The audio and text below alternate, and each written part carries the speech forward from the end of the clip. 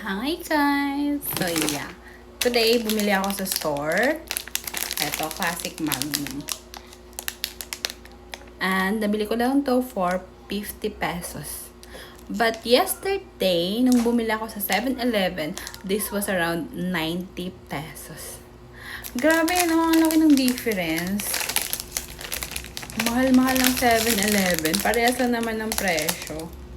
I mean, parehas lang naman ng product. Pero yung presyo ko, ang mahal. Kaya nga din double check ko. Sabi ko, kasi kahapon, dalawang binili ko sa 7-Eleven. Yung isa deluxe, yung isa classic. Ito yung classic, ganito siya. Pero yung price, the same lang. Tag 90 pesos. Oh my God. Makapaisip na ako next time. Ako lang bumili sa 7-Eleven pag bibili ng ano.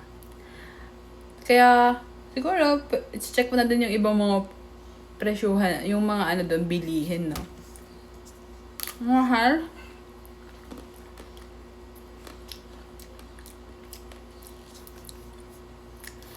Grabe ka, 7-Eleven, ah.